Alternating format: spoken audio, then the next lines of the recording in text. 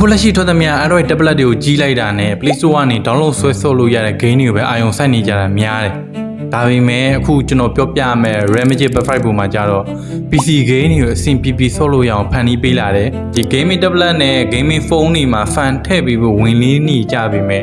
ဒီ tablet မှာကြတော့ liquid cooling system ကိုမှသုံးလာတယ်။အခုဒီဗီဒီယိုလေးမှာ Remedy Perfect ပုံရဲ့အကြောင်းကျွန်တော်တေချာ breakdown ဗီဒီယိုတွေလုပ်ပေးသွားမယ်။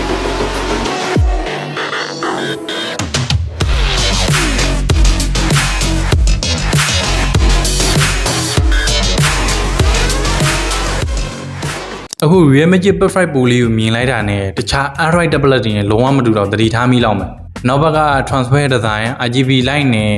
မြင်နေရတဲ့နောက်ကျောတစ်လျှောက်လုံးမှာအရည်လေးတွေစီးနေတာကို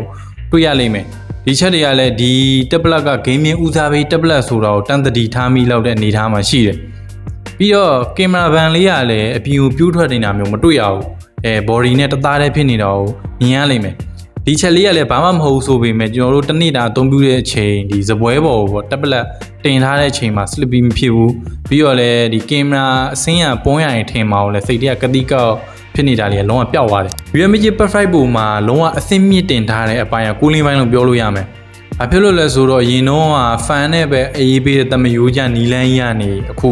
water cooling ပေါ့ liquid cooling လို့လည်းခေါ်ကြတယ်။အရင်နဲ့လှည့်ပတ်အေးပေးတဲ့စနစ်ကိုစပြီးသုံးလာတယ်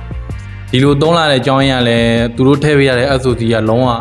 အပူလည်းထွက်တယ် performance လည်းထွက်တယ်အဲအကြောင်းအပူကိုထိန်းချုပ်ဖို့အတွက်ဒီ cooling ဘိုင်းမှာတခြားအာရုံစိုက်ထားတာကိုမြင်ရလိမ့်မယ်သူတို့ထည့်ထားတဲ့ cooling ကဘလို့အလုပ်လုပ်တာလဲဆိုတာဘာသာလို့နားလဲအောင်အကြံဉာဏ်ရှင်းပြရရင်အခုကျွန်တော်တို့မြင်နေရတဲ့အရေးလေးတွေက SOC ပေါ်ကနေဖြတ်သွားတယ်ပြီးတော့ SOC ကထွက်တဲ့အပူကိုတည်လာပြီးဘေးပိုင်ချင်းချာတဲ့ရောက်တဲ့အခါမှာအပူပြန့်တော့ဒီအရေးလေးတွေကအပူပေါ့သွားတယ်ပြီးရင် SOC ကိုပြန်သွားတယ်အဲ့လိုမျိုးပေါ့တန်တရားလဲတဲ့ပုံစံလေးနဲ့အလုပ်လုပ်တာဒါကတော့အရှင်းဆုံးပြောတာပေါ့တကယ်အသေးစိတ်ပြောမယ်ဆိုရင်ဒီဗီဒီယိုက cooling ပိုင်းနဲ့တော်တော်ရှည်သွားမှာဆိုလို့ပါဒီ cooling ကြောင်းပေါ့အသေးစိတ်ဗီဒီယိုလေးလုပ်ပြသွားရင်ဒီ channel လေးမှာပဲကျွန်တော်တင်ပေးသွားမှာကျောဘက်ကရေလေးတွေစီးနေတဲ့ဒီပြုံလန်းကြောင်းတစ်လျှောက်အောက်မှာcustomization ပြုလုပ်ရတဲ့ RGB မီးစက်တစ်လုံးသူကစနစ်တကျထည့်ပေးထားတယ်လို့ပြောတယ်ဒီမီးတွေကိုလည်းကိုယ်စိတ်ကြိုက်ပေါ့အယောင်သွေးချဲလည်းအသုံးပြုလို့ရမယ်Remedy အနေနဲ့အခုလိုမျိုး RGB မီးထည့်ပေးတာ signature လို့ဖြစ်နေတာဒါဘာမှမထူးဆန်းဘူးထူးဆန်းတာတခြား gaming ဦးစားပေးဖုန်းတွေမှာကဒီလို RGB မီးလေးထည့်ပေးဖို့တွန်းဆုပ်နေတာကိုတွေ့ရတယ်အခုလက်ရှိထွက်ထားတဲ့ဒီ Redmi ပေါ့ K90 Max နဲ့ K90 Ultra ပဲကြည့်လိုက်သူတို့ရဲ့ကြောဘက်ကဒီ fan လေဝင်ပေါက်ကြီးက speaker မှမသိ fan လေဝင်ပေါက်မှမသိတက်တက်ကိုယ်ပဲဖြစ်မနေဘူးဘာဖြစ်လို့လဲဆိုတော့သူ့မှာ RGB မီးတာပါလိုက်ဗျာသူက big quality design သားနာကဘာလဲပေါ့ဒါဘာဖုန်းလဲ gaming ဦးစားပေးဖုန်းလားဒီ RGB ပေါက်ကဘာလဲဆိုတာကိုဒါသတိထားမိလောက်မယ်အခုကျတော့ဒီအဲ့ဒီ fan လေဝင်ပေါက်ကြီးက K90 Pro Max နဲ့သွားဆင်းနေတော့စပီကာပေါက်လားဒီဖုန်းက K90 Pro Max လားအဲ့လိုမျိုးဖြစ်နေတာဗျဒီ tablet ရဲ့ screen size က 9.0 inch ရှိပြီး AMOLED display 2.4K resolution နဲ့ကြည့်လို့ရမယ်refresh rate ကျတော့185အထိမြင်သုံးရပြီဒါ touch refresh rate ကျတော့3000 Hz ကနေ 2000 Hz ထိရတယ်အဲ့တော့သူတို့က Snapdragon S3930 ဆိုတဲ့ touch chip အသစ်ကလေးထည့်ပေးထားတယ် FIFA က1100 nit ထိအမြင့်ဆုံးရပြီးတော့တစ်စိတ်တစ်ပိုင်းအလင်းရကျတော့1600 nit ထိဒါလင်းရထုတ်ပေးနိုင်တယ်ခုသူတို့သုံးပေးထားတဲ့ touch chip လေးကဘယ်လိုလုပ်တာလဲပြီးတော့ touch camera way ဆိုတာဘာလဲဒါမသိသေးတဲ့လူတွေရှိရင်နားလည်အောင်တော့ကျွန်တော်နည်းနည်းလေးရှင်းပြခြင်းနဲ့ဘာသာဒီခိုက်တောင်ကြုံဘူးလားမသိဘူးကျွန်တော်တို့ mobile လေးချက်ဆော့လို့ပတဲဆိုင်တဲ့အချိန်မှာကိုကစပွဲကိုတေချာနှိပ်လိုက်တယ်ဒါပေမဲ့စပွဲကမပွင့်ဘူးအဲ့ဒါက touch camera way နှိပ်တာလည်းဖြစ်နိုင်သလိုဟိုကျွန်တော်တို့လက်ကပေါ့ချိုးတွေထွက်နေလို့တိတ်ပြီးတက်ကိုမထိမိလိုက်တာလည်းဖြစ်ကောင်းဖြစ်နိုင်တယ်ဒီကိစ္စနဲ့ပတ်သက်ပြီးစိတ်ပူစရာမလိုသူ့မှာသုံးပေးထားတဲ့တက်ချစ်လေးကဒီ2000 Hz နဲ့300 Hz ဆိုပြီးနှစ်မျိုးခွဲပြီးအလုပ်လုပ်တယ်300 Hz မှာကြတော့ကျွန်တော်တို့လက်တစ်ချောင်းတက်ပို့ပြီးဒီ display ကိုထိတွေ့တဲ့အချိန်မှာဟိုလက်ရဲ့ position ကိုပေါ့သူကတစ်စက္ကန့်တွင်အချိန်300စက္ကန့်ဖတ်တယ်စက္ကန့်ဖတ်ပြီးတော့ချစ်ကိုအမြန်ပို့ပေးတယ်2000 Hz မှာကြတော့လက်တစ်ချောင်းတင်းနဲ့ပုတ်ဆွဲတဲ့အချိန်မှာအလုပ်လုပ်ပြီးတစ်စက္ကန့်အတွင်းလက်ရဲ့ position ကဘယ်လိုအနေထားရှိလဲအချိန်2000လိစက္ကန့်ဖတ်ပြီးချစ်ကိုပို့ပေးတယ်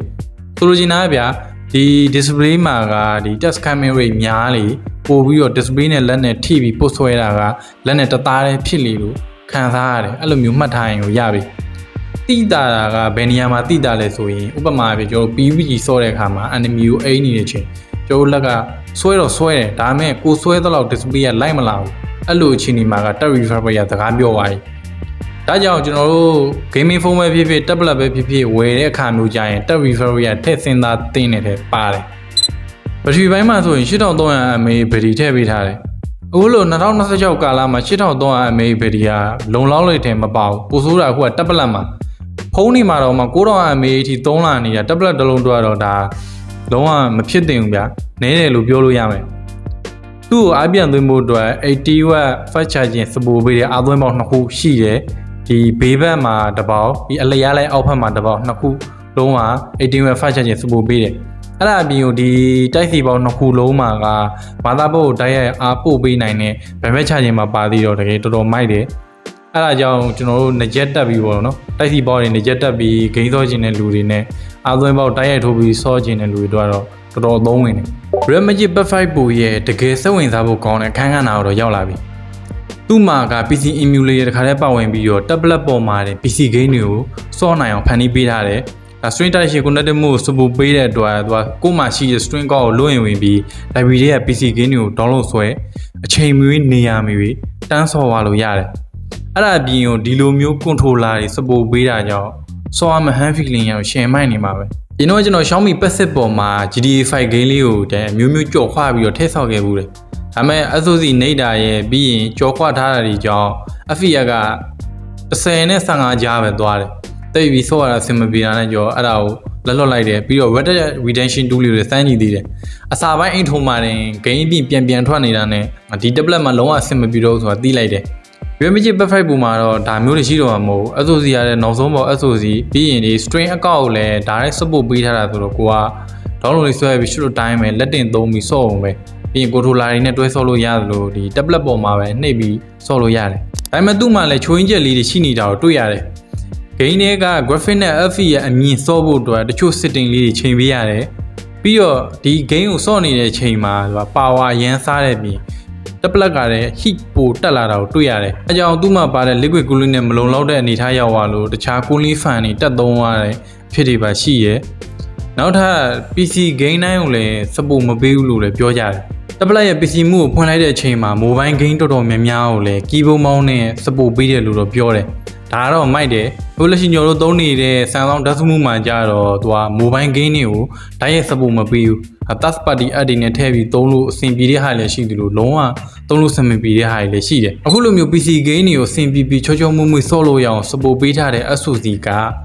ဒီနေ့ရဲ့နောက်ဆုံးတော့ Snapdragon 8 Gen 5ကိုသုံးပေးထားတယ်။အဲ့ဒါမျိုးမှာ Red Magic ရဲ့ Redco R4 ဆိုတဲ့ gaming chip လေးကိုသုံးပေးထားတယ်။သူက touch နဲ့ display resolution ဘိုင်းကိုတာဝန်ယူဖြည့်ရှင်းပေးတယ်။ GPU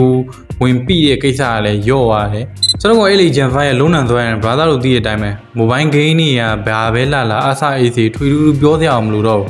PC game တွေကိုတော့မှအဆင်ပြေဆော့လို့ရအောင်ဖန်တီးပေးနိုင်တဲ့အတွက်လုံးဝစိတ်ချထားလို့ရတယ်။ဒီပိုင်းနဲ့ပတ်သက်ပြီးတေချာခြုံငုံကြည့်လိုက်မယ်ဆိုရင်ဒီ tablet ကကျွန်တော်တို့ရဲ့ life style တစ်ခုလုံးပြောင်းလဲပေးနိုင်မယ့်အနေအထားမှာရှိတယ်။ဒါကြီးကျယ်တွေပြောနေတာမဟုတ်ဘူး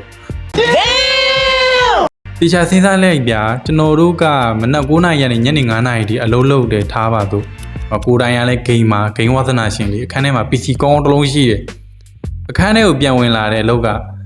နားယူရမှာပေါ့အနားမယူဘဲနဲ့ဒီ game ဆော့ခြင်းလို့ထိုင်ကိုပေါ်မှာထပ်ထိုင်ဆော့ရင်ဒါထပ်ပြီးပြင်ပန်းအောင်မယ်ညောင်းညံမပြေတော့ဘူးဒါလို့ဒီ tablet သေးတာရှိခဲ့မယ်ဆိုရင် tablet လေးကိုကိုင်းအဲ့ရတဲ့ကိုဘုံလဲတလုံးလဲပြီးဟာ tablet လေးကိုဖွင့်ပြီးဘယ်လှိတ်လိုက်ညာလှိတ်လိုက်အသားရ game လေးဆော့ပြီးနှက်သွားလို့ရတယ်အဖီလေးကိုခံစားပြေးလိုက်ဗျာအဆင်ပြေအိပ်ပါအိပ်ပျော်သွားနိုင်တယ် Oh my god! Wow! Okay Red Magic Buds 5 Pro ရဲ့ breakdown video တော့ဒီလောက်ပဲ brother တို့ရဲ့အမြင်တွေကို comment မှာချရေးသွားလို့ရတယ် UI ထဲမှာလည်း channel ကို subscribe မလုပ်ရသေးတဲ့လူတွေအများကြီးပါလာဖြစ်လို့ subscribe လုပ်ဖို့မေ့နေဆိုရင်လည်းနှိပ်ပေးဖို့တောင်းဆိုပြရစီကျွန်တော်ရဲ့ video မှာကအဆင်မပြေတာထင်ငေါ်လေးတွေရှိမယ်ဆိုတော့ကြော်သိတယ်ခုထိလည်းအဆုံးထိကြီးပေးလိုက်တဲ့လူတွေတယောက်ချင်းဆိုလည်းကျေးဇူးတင်ပါတယ်ကျွန်တော်ကတော့ကိုမီပါနောက် video မှာပြန်တွေ့ကြတာပေါ့